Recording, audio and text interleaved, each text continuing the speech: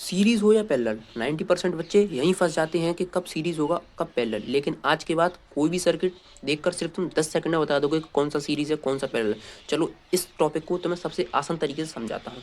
हमारा टॉपिक है combination of resistance. ठीक है, बात करते हैं सीरीज की। ठीक है ना, देखो सीरीज हमारा कुछ इस तरीके का होता है, पैरेलल हमारा कुछ इस तरीके का होता है। ठीक है ना, और देखो जो बड़ा डंडा होता है ना, बड़ा वाला, ये पॉजिटिव टर्मिनल होता है, जो छोटा वाला होता है वो नेगेटिव टर्मिनल होता है।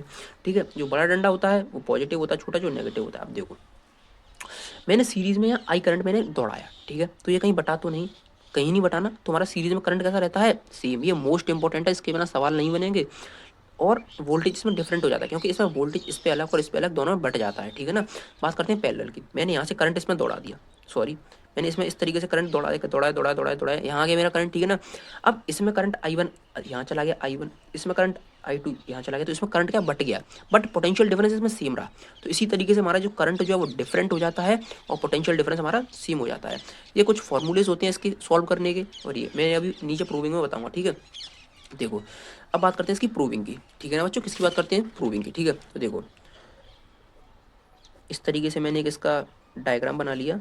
ठीक है ना, ये मेरा नेगेटिव टर्मिनल, ये मेरा पॉजिटिव टर्मिनल, ये मेरा वी हो गया, ये मेरा R1 R2 R3। तो देखो इस वाले वी को कि V बराबर आई इंटू आर इक्विवेलेंट। अब इस वाले के लिए कि V बराबर आई इंटू R1 एंड V2 बराबर V1 हो गया, ये V2 बराबर आई इंटू R2 एंड V3 बराबर आई इंटू R3। तो देखो इस V की जगह मैं लिख सकता हूँ कि इस V की जगह लिख सकता हूँ V1 plus V2 plus V3 बराबर आई इंटू आर इक्विवेलेंट, और इस V1 की जगह लिख सकता हूँ मैं कि आई इंटू R1 प्लस इसकी जगह लिख सकता हूँ आई इंटू R2 प्लस आई इंटू R3 बराबर आई इंटू आर इक्विवेलेंट। देखो आई आई आई आई कैंसिल आउट हो गया, तो आर इक्विवेलेंट कितना हो गया कि R1 plus R2 plus R3 हो गया ना। बस यहाँ से इसकी प्रूविंग होगी। अब आते हैं प्रूविंग ऑफ पैरेलल पर। ठीक है, मैं एक पैरेलल का भी सर्किट रेजिस्टेंस बना लेता हूँ। ठीक है,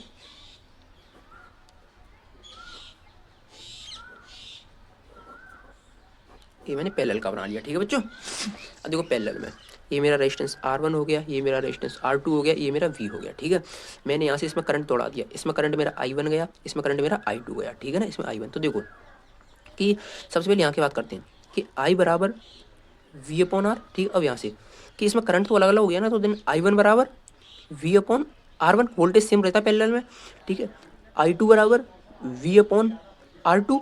देन अब देखो मैं इस I की जगह लिख सकता हूँ I1 प्लस I2 बराबर V अपॉन आर, और मैं I1 I2 की जगह कितना लिख सकता हूँ कि V1 upon R1 plus V upon R2 बराबर V अपॉन R। तो V कैंसिल आउट हो गया। ठीक है ना, तो कि 1 अपॉन आर इक्विवेलेंट कितना आ गया मेरा, 1 upon R1 plus 1 upon R2।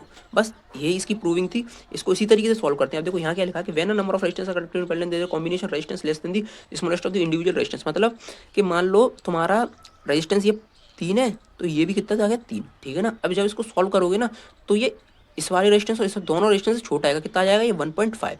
चलो तुम्हें एक सवाल भी बताता हूँ, सवाल कैसे करते हैं। देखो मान लो मेरा दो रेजिस्टेंस है, इस तरीके से मेरे सीरीज में कनेक्ट है, ये 5 ओम है।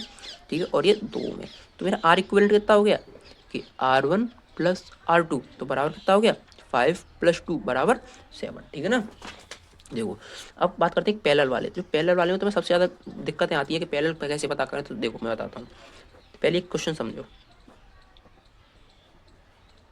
सॉरी यार, डायग्राम गलत होने का थोड़ा सा, बट कोई दिक्कत नहीं है।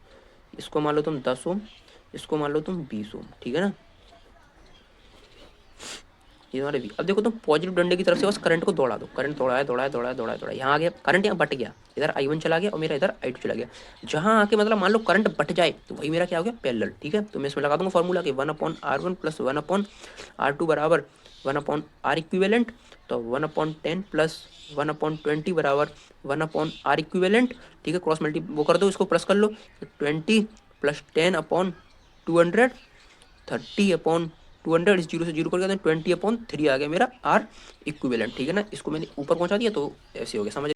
बात करते हैं disadvantage of domestic wiring in series और advantage of domestic wiring in parallel. ठीक है, देखो डिसएडवांटेज क्या क्या होते हैं कि जब हम अब मान लो अब हमने सीरीज में कनेक्शन कर दिया अपने घर में। ठीक है, तो मान लो ये वाली डिवाइस मेरी खराब हो गई, तो ये मेरी पूरी लड़ी खराब हो गई। जैसे कि तुम देखते हो दिवाली पर जो लाइट्स लगाते हैं वो इस तरीके से सीरीज में ही तो होती है, इस तरीके से। ठीक है, तो अगर ये वाला मैं इतना तार काट दूँ तो मेरी पूरी लाइट खराब हो जाती है, समझ रहे हो ना मेरी बात को।